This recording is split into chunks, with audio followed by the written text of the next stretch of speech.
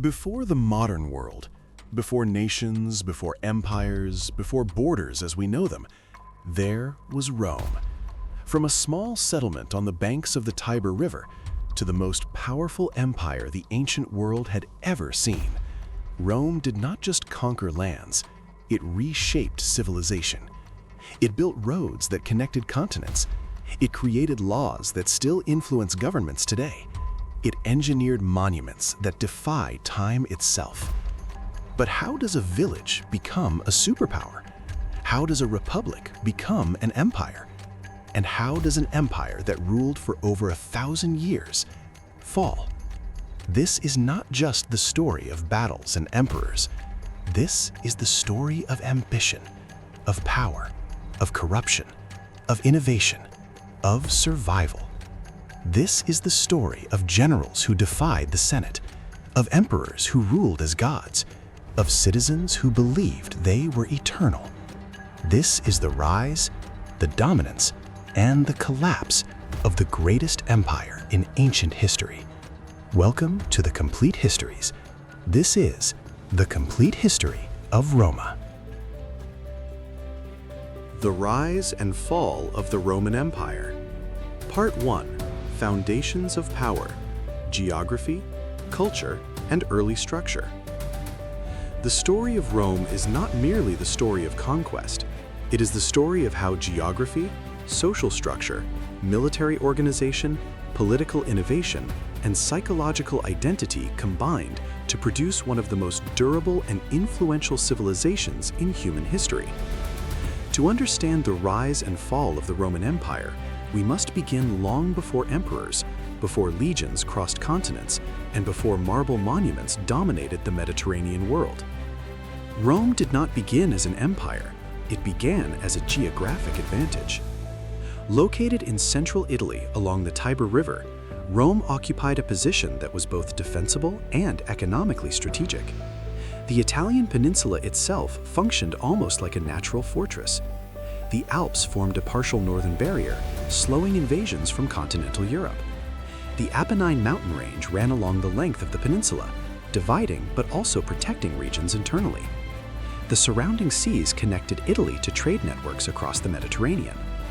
Rome's precise location offered multiple advantages simultaneously. The city was built on 7 hills, providing defensive elevation.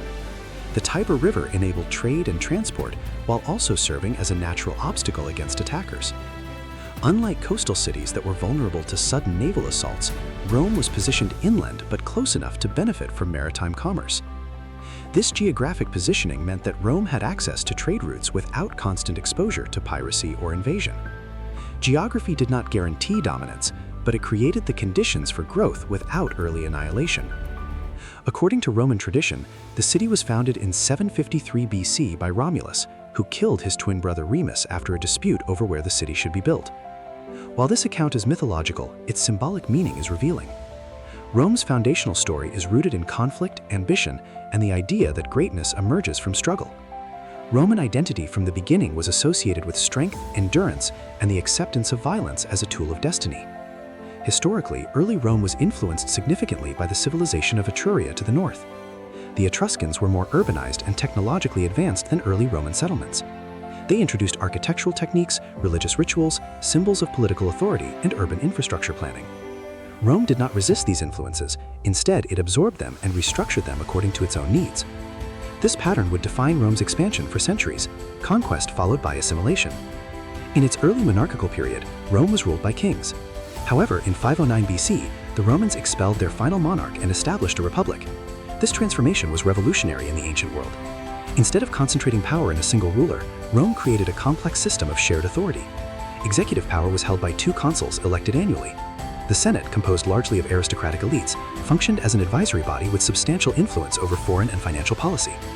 Popular assemblies allowed citizens to participate in legislation and elections. This system was not democratic in the modern sense. Political power remained concentrated among elite families known as patricians. However, the structure introduced institutional continuity and accountability. Annual elections limited the consolidation of authority. Shared governance reduced the risk of hereditary tyranny. The Roman Republic's political system was not static. It evolved through internal social struggle between patricians and plebeians. Over time, plebeians gained representation and legal protections. This internal negotiation between social classes contributed to long-term stability. Rome's system did not eliminate conflict, it institutionalized it. This capacity to transform social tension into political reform was a core reason for Rome's resilience. But political innovation alone does not build empires. Military organization does. Rome's military system was among the most significant factors in its rise. Unlike many ancient armies composed of temporary levies, Roman legions developed into professional, disciplined units. Training emphasized cohesion, discipline, and tactical flexibility. Soldiers were equipped in standardized fashion, ensuring uniformity and combat effectiveness. Roman military strength was not based solely on battlefield courage, it relied on logistics. Roads were constructed to move troops rapidly across vast distances. Fortifications were built methodically. Supply lines were maintained with precision. Engineering became a weapon. Moreover, Rome implemented a strategic policy toward conquered peoples. Rather than simply enslaving or exterminating defeated populations, Rome often granted partial citizenship or allied status.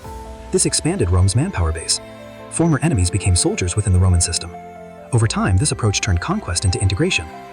By the 3rd century BC, Rome had consolidated control over most of the Italian peninsula. Its next major challenge came from Carthage, a maritime power controlling trade across the western Mediterranean. The conflict between Rome and Carthage resulted in the Punic Wars, prolonged and brutal confrontations that tested Rome's survival.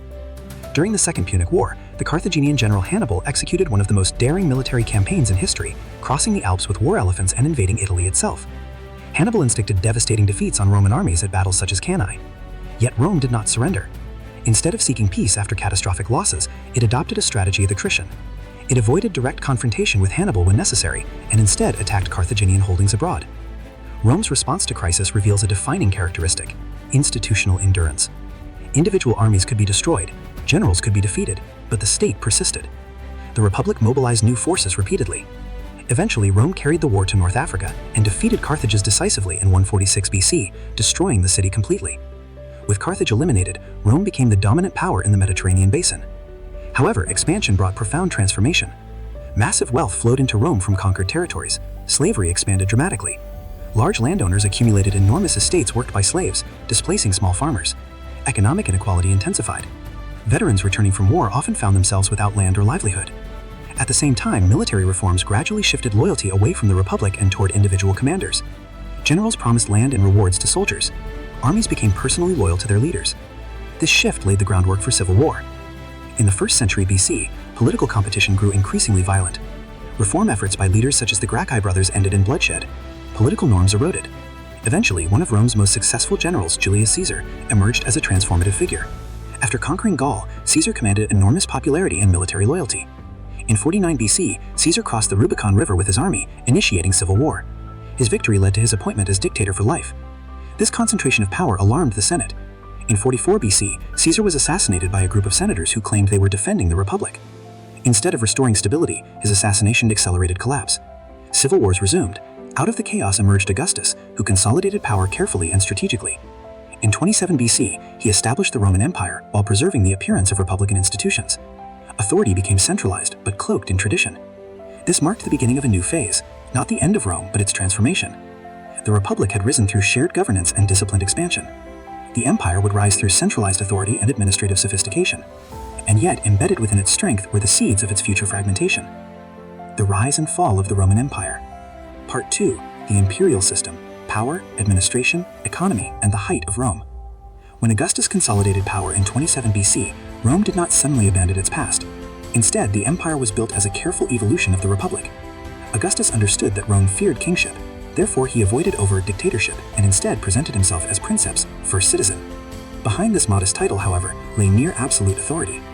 This political transformation marked the beginning of the Principate, the first phase of the Roman Empire.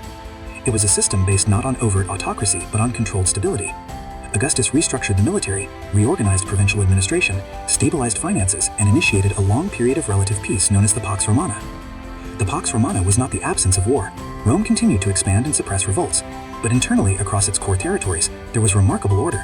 Trade flourished, cities grew, infrastructure expanded. For nearly 2 centuries, Rome experienced unprecedented prosperity. One of the key pillars of imperial stability was military reform. Augustus reduced the number of legions but professionalized them. Soldiers now served fixed terms and were paid regular salaries. Upon retirement, veterans received land or financial compensation. This system reduced the likelihood that armies would pledge loyalty to ambitious generals in exchange for promises of reward. The army became, in theory, loyal to the emperor rather than to individual commanders. At the same time, Augustus created the Praetorian Guard, an elite unit responsible for protecting the emperor. While intended as a stabilizing force, the Praetorian Guard would later become a political weapon, influencing succession and even assassinating emperors. Administratively, the empire was divided into provinces. Some provinces were governed directly by the emperor, others remained under senatorial administration. This dual system balanced tradition with centralized authority. Governance collected taxes, maintained order, and supervised local affairs. Rome did not attempt to micromanage every aspect of provincial life. Instead, it allowed local elites to retain power as long as they remained loyal to Rome. This pragmatic governance strategy helped Rome maintain control over diverse cultures and regions. From Hispania to Syria, local traditions continued under Roman supervision. Cultural assimilation occurred gradually. Latin spread across the western provinces, while Greek remained dominant in the eastern Mediterranean. Rather than forcing uniformity, Rome created unity through law, taxation, and military presence. The legal system became one of Rome's greatest achievements. Roman law evolved into a structured and adaptable body of principles governing property, contracts, citizenship, and criminal justice. The concept that law applied systematically, rather than arbitrarily, contributed to long-term administrative cohesion. Even after the empire's collapse, Roman legal principles would influence European legal systems for centuries. Economically, the empire functioned as an interconnected network. Roads linked cities across thousands of kilometers. Maritime routes connected North Africa, Egypt, and the Levant to Italy. Grain from Egypt fed Rome's massive urban population. Silver from Spain funded imperial expenditures. Trade goods such as silk, spices, glassware, and olive oil circulated widely. However, beneath this prosperity lay structural dependencies. Rome relied heavily on slavery as an economic engine. Conquests provided slaves, who worked in agriculture, mining, and domestic service. Large estates, known as latifundia, displaced small farmers. While profitable for elites, this concentration of land ownership weakened a rural middle class that had once formed the backbone of the Republic. Urbanization also intensified. Rome itself grew into a metropolis of over 1 million people. Maintaining order and feeding such a population required enormous logistical coordination. The grain dole, free or subsidized grain for citizens, became essential for preventing unrest. Public entertainment, including gladiatorial games and chariot races, functioned as social pacification mechanisms. At its territorial height, the empire expanded further under emperors such as Trajan. Trajan extended Roman control into Dacia and briefly into Mesopotamia. Under his rule, Rome reached Part 6. Macro-historical analysis. Power, systemic limits, and the long shadow of Rome. When we step back and examine Rome not as a sequence of emperors and battles, but as a long-duration system, a deeper pattern emerges. Rome's rise and fall were not accidents of individual leadership. They were the predictable outcomes of structural dynamics that affect large, complex states. Rome was, in essence, a machine of integration. It integrated peoples, it integrated economies, it integrated military structures, it integrated legal systems. For centuries, this integrative capacity allowed Rome to transform conquest into stability. But integration has limits. The larger and more complex the system becomes, the more energy it requires to sustain itself. Rome's long-term trajectory can be understood through 5 structural phases: expansion through flexibility, consolidation through institutions, overextension through scale, rigidity under pressure, fragmentation, and transformation. 1. Expansion through flexibility. During the Republic, Rome was extraordinarily adaptive. It absorbed foreign ideas without losing identity. It granted citizenship strategically. It incorporated defeated enemies into its military system. This flexibility created exponential growth. Conquest produced manpower. Manpower enabled more conquest. Economic gains funded infrastructure. Infrastructure enabled further expansion. The Republic functioned almost like a feedback loop of growth. But growth systems depend on continuous energy input. For Rome, that energy was territorial expansion. When expansion slowed after reaching natural geographic limits, the economic engine changed. No longer fueled by new conquests, Rome had to rely on taxation and internal productivity. The transition from expansion to maintenance is one of the most dangerous moments in any empire's life cycle. 2. Consolidation through institutionalization. Under Augustus, Rome stabilized its growth by institutionalizing authority. The empire replaced competitive aristocratic politics with centralized leadership. This created stability, but it also removed political competition as a safety valve. In the Republic, rivalry was managed through elections and term limits. In the Empire, rivalry often became violent because power was concentrated at the top. As long as emperors were competent and respected, this concentration worked. But when weak rulers emerged, the lack of institutional succession mechanisms became catastrophic. Rome's stability became personality dependent. Systems that depend on exceptional individuals are inherently fragile. 3. Overextension and diminishing returns. At its peak under Trajan, Rome controlled immense territory. However, each additional frontier required soldiers, roads, fortifications, and administrators. Over time, the marginal cost of defending new territory exceeded its economic benefit. This phenomenon, diminishing returns on complexity, is central to understanding Rome's fall. The empire became so complex that maintaining it consumed most of its resources. When crises struck, plagues, invasions, civil wars, the system lacked reserve capacity. Complex systems collapse not necessarily because they are weak, but because they are too rigid to adapt quickly. 4. The shift from citizen empire to bureaucratic state. In the early republic, Roman identity was tied to civic participation. Citizens served in the military, political rights were meaningful, there was a shared sense of collective ownership of the state. By late antiquity, Rome had transformed into a highly bureaucratic autocracy. Under reforms initiated by Diocletian, administration expanded dramatically, taxation became more systematic, professions became hereditary, social mobility declined. These reforms were rational responses to crisis, but they also made society less dynamic. Citizenship gradually lost political meaning and became primarily legal status. When civic engagement declines, states rely more heavily on coercion than participation. This shift weakened the emotional bond between population and empire. 5. Migration, not invasion. Traditional narratives describe barbarian invasions as the cause of Rome's fall. However, modern historical analysis shows that these movements were complex migrations triggered by chain reactions across Eurasia. When the Huns moved westward, they displaced Germanic tribes. These tribes sought entry into Roman territory not initially as conquerors but as refugees or federated allies. Rome's failure was not that it faced migration, it had integrated outsiders for centuries. The failure was administrative. Corruption, resource shortages, and mistrust turned manageable migration into armed conflict. In many cases, so-called barbarian kingdoms that replaced Roman authority maintained Roman administrative frameworks. The collapse was political, not civilizational. 6. East versus West, structural divergence. The survival of the Eastern Roman Empire demonstrates that Rome's fall was not inevitable everywhere. The East had greater urban density, stronger trade networks, higher tax revenue, more defensible geography, a powerful capital in Constantinople. The West lacked these buffers. When North Africa fell, the Western Empire lost critical economic support. Without revenue, armies could not be maintained. Without armies, authority dissolved. The East could absorb shocks, the West could not. 7. Rome's transformation into medieval Europe. The fall of the Western Roman Empire did not produce immediate darkness. Instead, it initiated transformation. Roman roads continued to be used. Roman law influenced dramatic codes. Latin evolved into Romance languages. The Christian Church preserved literacy and administration. Even political ideas such as empire survived. The concept of a universal Roman authority influenced medieval rulers for centuries. Rome ceased to exist as a centralized Western state, but it became the foundation of European civilization. 8. The deeper lesson. Rome's history reveals a pattern applicable beyond antiquity. Large systems grow through innovation and adaptation. They stabilize through institutions. They overextend through ambition. They become rigid under pressure. They fragment when flexibility disappears. Rome rose because it could integrate diversity without losing cohesion. It fell when integration became too costly and cohesion fractured. Yet Rome's ultimate paradox is this: its political structure collapsed, its cultural and legal legacy became immortal. Few civilizations have shaped the world so profoundly after their political death. We have now built a multi-part, extremely detailed structural narrative of Rome's rise and fall. If you want, I can now expand this into a fully cinematic 3-hour documentary script, turn this into a 20,000-word plus academic manuscript, add detailed battle reconstructions, add economic models and demographic data analysis, or create part 7 focusing exclusively on military evolution across centuries. Tell me the direction and depth you want next.